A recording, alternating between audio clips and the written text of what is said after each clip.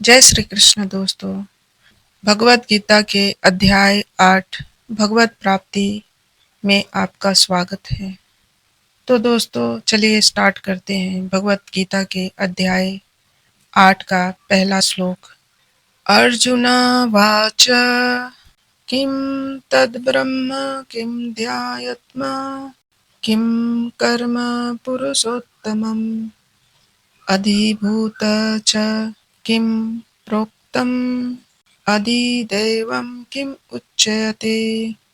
अर्जुन ने कहा, हे भगवान, हे पुरुषोत्तम, ब्रह्म क्या है, आत्मा क्या है, सकाम कर्म क्या है, यह भौतिक जगत क्या है तथा देवता क्या है। कृपा करके यह सब मुझे बताइए। इस अध्याय में भगवान श्री कृष्ण अर्जुन के द्वारा पूछे गए ब्रह्म क्या है आदि प्रश्नों का उत्तर देते हैं। दोस्तों, अर्जुन को भगवान की बातें धीरे धीरे समझ में आ रही थी। तब भगवान कृष्ण अर्जुन के द्वारा पूछे गए ब्रह्म क्या है आदि प्रश्नों का उत्तर देते हैं। भगवान कर्म, भक्ति तथा योग और शुद्ध भक्ति की भी व्याख्या करते हैं। श्रीमद् भागवतम में कहा गया है कि परम सत्य ब्रह्म परमात्मा तथा भगवान के नाम से जाना जाता है। साथ ही जीवात्मा या जीव को ब्रह्म भी कहते हैं। अर्जुन आत्मा के विषय में भी पूछता है, जिससे शरीर, आत्मा तथा मन का बोध होता है। वैदिक कोश के अनुसार आत्मा का अर्थ मन, आत्मा, शरीर तथा इंद्रियां भी होता है। अर्जुन ने परमेश्वर को पुरुषोत्तम या परम पुरुष कहकर संबोधित किया है, जिसका अर्थ यह होता है कि वह ये सारे प्रश्न अपने एक मित्र से नहीं अपितु परम पुरुष से उन्हें परम प्रमाण मानकर पूछ रहा था, जो निश्चित उत्तर दे सकते थे। फिर दूसरे श्लोक में पूछता है, हे मधुसूदन, यज्ञ का स्वामी कौन है और वह शरीर में कैसे रहता है और मृत्यु के समय भक्ति में लगे रहने वाले आपको कैसे जान पाते हैं। अर्थात अधियज्ञ का तात्पर्य इंद्र या विष्णु हो सकता है। विष्णु समस्त देवताओं में, जिनमें ब्रह्मा तथा शिव सम्मिलित हैं, प्रधान देवता हैं और इंद्र प्रशासक देवताओं में प्रधान है। इंद्र तथा विष्णु दोनों की पूजा यज्ञ द्वारा की जाती है। किंतु अर्जुन प्रश्न करता है कि यज्ञ का स्वामी कौन है और भगवान किस तरह जीव के भीतर निवास करते हैं। अर्जुन ने भगवान को मधुसूदन कहकर संबोधित किया, क्योंकि कृष्ण ने एक बार मधु नामक असुर का वध किया था। वस्तुतः यह सारे प्रश्न शंका के रूप में है, अर्जुन के मन में नहीं उठने चाहिए थे, क्योंकि अर्जुन एक भक्त था। अतः वे ये सारी शंकाएं असुरों के सदृश हैं। चूंकि कृष्ण असुरों को मारने में सिद्धहस्त थे, अतः अर्जुन उन्हें मधुसूदन कहकर संबोधित करता था, जिससे कृष्ण उनके मन में उठने वाली समस्त आसुरी शंकाओं को नष्ट कर दे। इस श्लोक का प्रयाण काले शब्द भी अत्यंत महत्वपूर्ण है, क्योंकि अपने जीवन में हम जो भी करते हैं उसकी परीक्षा मृत्यु के समय होती है। अर्जुन उन लोगों के विषय में जो निरंतर कृष्ण भावनामृत में लगे रहते हैं, यह जानने के लिए अत्यंत इच्छुक है कि अंत समय में उनकी क्या दशा होगी। मृत्यु के समय शरीर के सारे कार्य रुक जाते हैं और मन सही दिशा में नहीं रहता। इस प्रकार शारीरिक स्थिति बिगड़ जाने से हो सकता है कि मनुष्य भगवान का स्मरण न कर सके। परम भक्त महाराज कुलशेखर प्रार्थना करते हैं, हे भगवान, इस समय मैं पूर्ण स्वस्थ हूँ। अच्छा हो कि मेरी मृत्यु इसी समय हो जाए, जिससे मेरा मन रूपी हंस आपके चरण कमलों रूपी नाल के भीतर प्रविष्ट हो सके। यह रूपक इसलिए प्रयुक्त किया गया है क्योंकि हंस जो एक जल पक्षी है, वह कमल के पुष्पों को कुतरने में आनंद का अनुभव करता है। इस तरह वह कमल पुष्प के भीतर प्रवेश करना चाहता है। महाराज कुलशेखर भगवान से कहते हैं, इस समय मेरा मन स्वस्थ है और मैं भी पूरी तरह स्वस्थ हूँ। यदि मैं आपके चरण कमलों का चिंतन करते हुए तुरंत मर जाऊँ, तो मुझे विश्वास है कि आपके प्रति मेरी भक्ति पूर्ण हो जाएगी। किंतु यदि मुझे अपने सहज मृत्यु की प्रतीक्षा करनी पड़े, तो मैं नहीं करना चाहता। तो मैं नहीं जानता कि क्या होगा, क्योंकि उस समय मेरा शरीर कार्य करना बंद कर देगा, मेरा गला रुध जाएगा और मुझे पता नहीं कि मैं आपके नाम का जप कर पाऊंगा या नहीं। अच्छा यही होगा कि मुझे तुरंत मर जाने दें। अर्जुन प्रश्न करता है कि ऐसे समय मनुष्य किस तरह कृष्ण के चरण कमलों में अपने मन को स्थिर कर सकता है। तो भगवान यहाँ पे कहते हैं, श्री भगवान वाच, भगवान तीसरे श्लोक में कहते हैं, अक्षर ब्रह्म परम स्वभाव अध्यात्मम उच्चयते भूत भाव उद्भव करो विसर्ग कर्म संगीत। भगवान ने कहा, अविनाशी और दिव्य जीव ब्रह्म कहलाता है और उसका नित्य स्वभाव या आत्मा स्वभाव अध्यात्म या आत्मा कहलाता है। जीवों के भीतर शरीर से संबंधित गतिविधि कर्म या सकाम कर्म कहलाती है। ब्रह्म अविनाशी तथा नित्य है और इसका विधान कभी भी नहीं बदलता। किंतु ब्रह्म से भी परे ब्रह्म होता है और ब्रह्म का अर्थ है जीव तथा पर ब्रह्म का अर्थ है भगवान। जीव का स्वरूप भौतिक जगत में उसकी स्थिति से भिन्न होता है। भौतिक चेतना में उसका स्वभाव पदार्थ पर प्रभुत्व जताना है, किंतु आध्यात्मिक चेतना या भक्ति में उसकी स्थिति भगवान की सेवा करना है। जब जीव भौतिक चेतना में होता है, तो उसे इस संसार में विभिन्न प्रकार के शरीर धारण करने पड़ते हैं। यह भौतिक चेतना के कारण कर्म अथवा विविध सृष्टि कहलाता है। वैदिक साहित्य में जीव को जीवात्मा तथा ब्रह्म कहा जाता है, किंतु उसे कभी भी पर ब्रह्म नहीं कहा जाता। जीवात्मा विभिन्न स्थितियां ग्रहण करता है। कभी वह अंधकार पूर्ण भौतिक प्रकृति से मिल जाता है और पदार्थ को अपना स्वरूप मान लेता है, तो कभी वह परा आध्यात्मिक प्रकृति के साथ मिल जाता है। इसलिए वह भगवान की तटस्था शक्ति कहलाता है। भौतिक या आध्यात्मिक प्रकृति के साथ अपनी पहचान के अनुसार ही उसे भौतिक या आध्यात्मिक शरीर प्राप्त होता है। भौतिक प्रकृति में वह 84 लाख योनियों में से कोई भी शरीर धारण कर सकता है, किंतु आध्यात्मिक प्रकृति में उसका एक ही शरीर होता है। भौतिक प्रकृति में वह अपने कर्म के अनुसार कभी मनुष्य रूप में प्रकट होता है, तो कभी देवता, कभी पशु पक्षी आदि के रूप में प्रकट होता है। स्वर्ग लोक की प्राप्ति तथा वहाँ का सुख भोगने की इच्छा से भी वह कभी कभी यज्ञ संपन्न करता है, किंतु जब उसका पुण्य क्षीण हो जाता है, तो वह पुनः मनुष्य रूप में पृथ्वी पर वापस आ जाता है। यह प्रक्रिया कर्म कहलाती है। छांदोग्य उपनिषद में वैदिक यज्ञ अनुष्ठानों का वर्णन मिलता है। यज्ञ की वेदी में 5 अग्नियों को 5 प्रकार की आहुतियां दी जाती है। ये 5 अग्नियां स्वर्गलोक, बादल, पृथ्वी, मनुष्य तथा स्त्री मानी जाती है। और श्रद्धा, सोम, वर्षा, अन्न तथा वीर्य, यह 5 प्रकार की आहुतियां हैं। यज्ञ प्रक्रिया में जीव अभिष्ट स्वर्गलोकों की प्राप्ति के लिए विशेष यज्ञ करता है और उन्हें प्राप्त करता है। जब यज्ञ का पूर्ण क्षीण हो जाता है, तो जीव पृथ्वी पर वर्षा के रूप में उतरता है और अन्न का रूप ग्रहण करता है। इस अन्न को मनुष्य खाता है, जिससे यह वीर्य में परिणित होता है, जो स्त्री के गर्भ में जाकर फिर मनुष्य का रूप धारण करता है।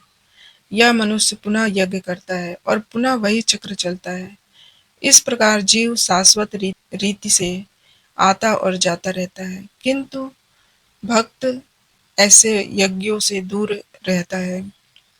वह सीधे भगवान की भक्ति ग्रहण करता है और इस प्रकार ईश्वर के पास वापस जाने की तैयारी करता है।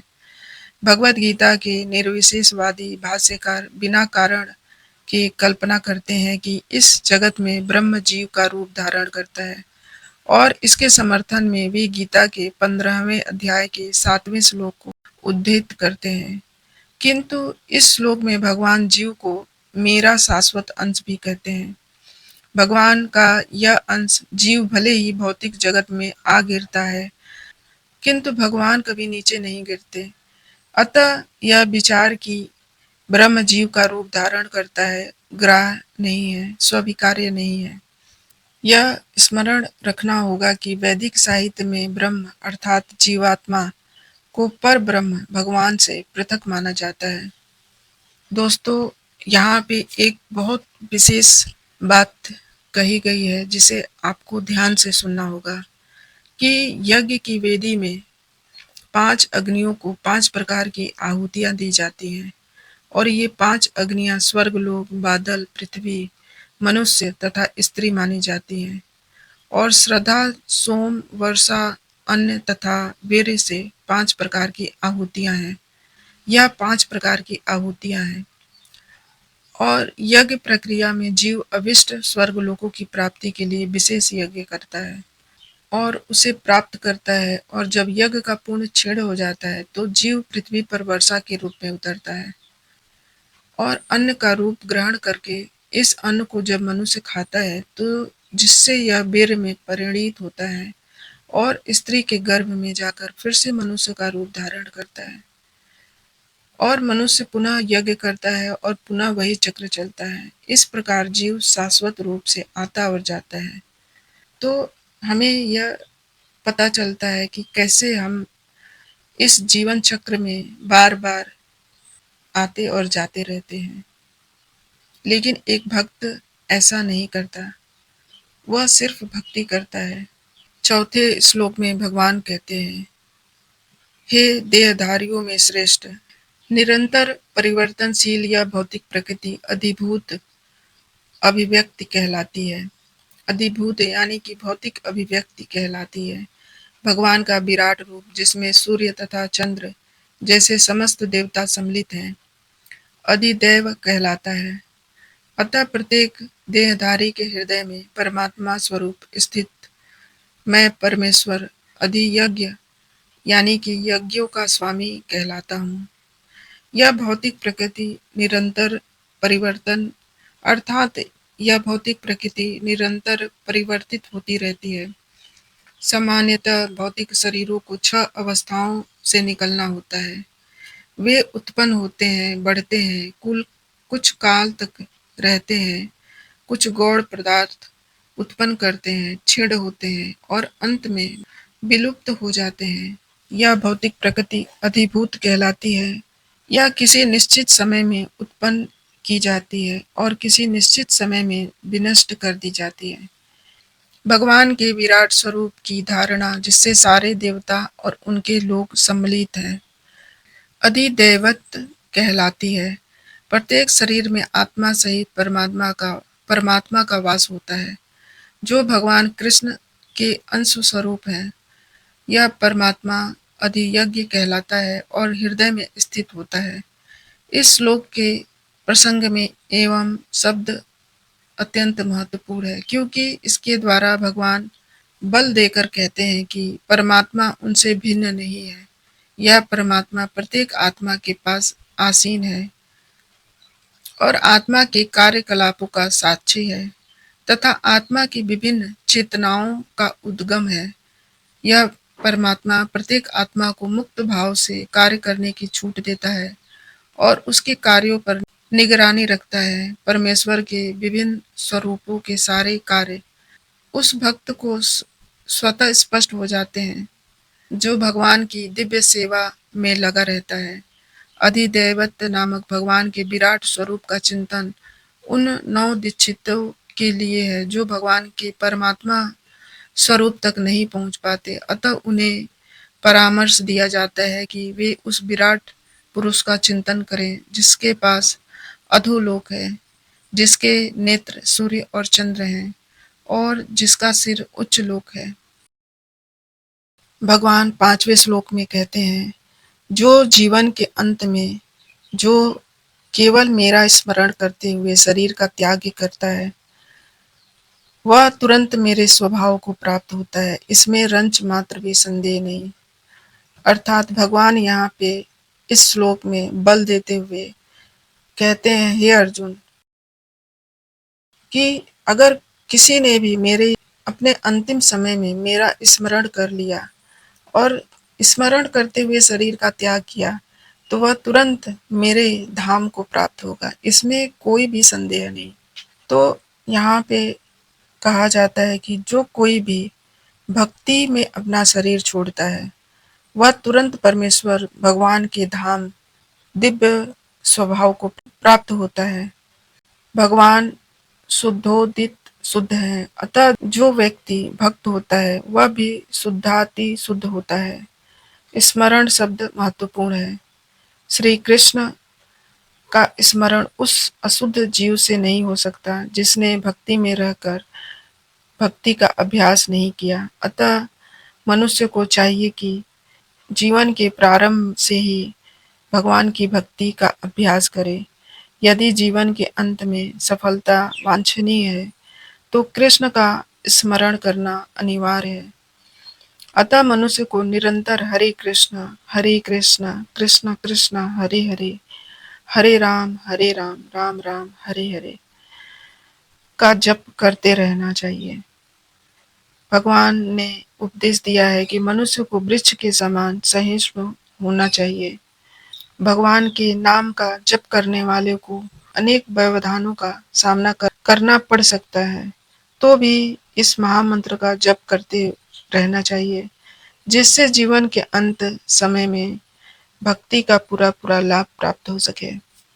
भगवान छठे श्लोक में कहते हैं कि हे कुंती पुत्र, शरीर त्यागते समय मनुष्य जिस जिस भाव का स्मरण करता है, वह उस भाव को निश्चित रूप से प्राप्त करता है। तो दोस्तों, यहाँ पे यह बहुत ही महत्वपूर्ण श्लोक है कि अगर हम अपने शरीर को त्याग करते वक्त भगवान का ध्यान नहीं करेंगे और किसी अन्य चिंतन में लगे रहेंगे, तो हमें वही शरीर प्राप्त होगा जिसका हमने चिंतन किया है। इसलिए भगवान यहाँ पे उस बात को बार बार बल देते हैं। यहाँ पे मृत्यु के समय अपना स्वभाव बदलने की विधि का वर्णन है।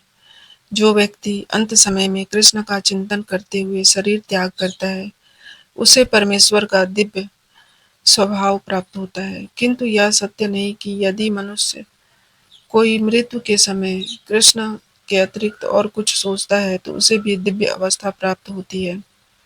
हमें इस बात पर विशेष ध्यान देना चाहिए। तो फिर कोई मन की सही अवस्था में किस प्रकार मरे? महापुरुष होते हुए भी महाराज भरत ने मृत्यु के समय एक हिरण का चिंतन किया था, अतः अगले जीवन में हिरण के शरीर में उनका देहांतरण हुआ। यद्यपि हिरण के रूप में उन्हें जीवन अपने विगत कर्मों की स्मृति थी, किंतु उन्हें पशु शरीर धारण करना ही पड़ा। निसंदेह मनुष्य के जीवन भर के विचार संचित होकर मृत्यु के समय उसके विचारों को प्रभावित करते हैं। अतः इस जीवन से उसका अगला जीवन बनता है। अगर कोई इस जीवन में सतोगुणी होता है और निरंतर कृष्ण का चिंतन करता है, तो संभावना यही है कि मृत्यु के समय उसे कृष्ण का स्मरण बना रहे। इससे उसे कृष्ण के दिव्य स्वभाव को प्राप्त करने में सहायता मिलेगी। यदि कोई दिव्य रूप से कृष्ण की सेवा में लीन रहता है, तो उसका अगला शरीर दिव्य अर्थात आध्यात्मिक ही होगा, भौतिक नहीं। अतः जीवन के अंत समय अपने स्वभाव को सफलतापूर्वक बदलने के लिए महामंत्र का जप अवश्य करें। सातवें श्लोक में भगवान कहते हैं, अतः हे अर्जुन, तुम्हें सदैव कृष्ण रूप में मेरा चिंतन करना चाहिए और साथ ही युद्ध करने के कर्तव्य को भी पूरा करना चाहिए। अपने कर्मों को मुझे समर्पित करके तथा अपने मन एवं बुद्धि को मुझ में स्थिर करके तुम निश्चित रूप से मुझे प्राप्त कर सकोगे। अर्जुन को दिया गया यह उपदेश भौतिक कार्यों में व्यस्त रहने वाले समस्त व्यक्तियों के लिए बड़ा महत्वपूर्ण है। भगवान यह नहीं कहते कि कोई अपने कर्तव्यों को त्याग दे। मनुष्य उन्हें करते हुए साथ-साथ हरे कृष्ण का जप करके कृष्ण का चिंतन कर सकता है। इससे मनुष्य भौतिक कलमश से मुक्त हो जाएगा और अपने मन तथा बुद्धि को कृष्ण में प्रवृत्त करेगा। कृष्ण का नाम जप करने से मनुष्य परम धाम कृष्ण लोक को प्राप्त होगा, इसमें कोई संदेह नहीं है। 8वें श्लोक में भगवान कहते हैं, हे पार्थ, जो व्यक्ति मेरा स्मरण करने में अपना मन निरंतर लगाए रखकर अविचलित भाव से भगवान के रूप में मेरा ध्यान करता है, वह मुझको अवश्य ही प्राप्त होता है। इस श्लोक में भगवान कृष्ण ने अपने स्मरण किए जाने की महत्ता पर बल देते हैं और महामंत्र का जप करने से कृष्ण की स्मृति हो आती है। भगवान के शब्दोच्चार की ध्वनि तथा श्रवण के अभ्यास से मनुष्य के कान, जीभ तथा मन व्यस्त रहते हैं। इस ध्यान का अभ्यास अत्यंत सुगम है और इससे परमेश्वर को प्राप्त करने में सहायता मिलती है।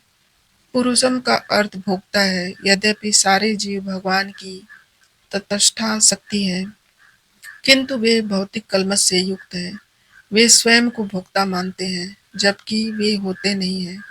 यहाँ पर स्पष्ट उल्लेख है कि भगवान ही अपने विभिन्न स्वरूपों तथा नारायण, वासुदेव आदि अंशों के रूप में परम भोक्ता हैं। भक्त हरे कृष्ण का जप करके अपनी पूजा के लक्ष्य परमेश्वर का, उनके किसी भी रूप नारायण, कृष्ण, राम आदि का निरंतर चिंतन कर सकता है। ऐसा करने से वह शुद्ध हो जाता है और निरंतर जप करते रहने से जीवन के अंत में वह भगवत धाम को जाता है। योग अंतःकरण के परमात्मा का ध्यान है। इसी प्रकार महामंत्र के जप के द्वारा मनुष्य अपने मन को भगवान में स्थिर करता है। मन चंचल है, अतः आवश्यक यह है कि मन को बलपूर्वक भगवान कृष्ण के चिंतन में लगाया जाए। प्रायः उस एक प्रकार के कीट का दृष्टांत दिया जाता है जो तितली बन जाता है और वह इसी जीवन में तितली बन जाता है। इसी प्रकार यदि हम निरंतर भगवान कृष्ण का चिंतन करते रहें, तो यह निश्चित है कि हम जीवन के अंत में कृष्ण जैसा शरीर प्राप्त कर सकेंगे। तो दोस्तों, वीडियो यहाँ पे हम समाप्त करते हैं। अगले वीडियो में हम 9वें श्लोक से स्टार्ट करेंगे। तब तक के लिए जय श्री कृष्ण, नमस्कार। और आपको अगर यह वीडियो अच्छा लगे तो प्लीज़ इसे शेयर करें और अगर आपने सब्सक्राइब नहीं किया हो मेरे चैनल को, तो प्लीज़ सब्सक्राइब ज़रूर करें। धन्यवाद।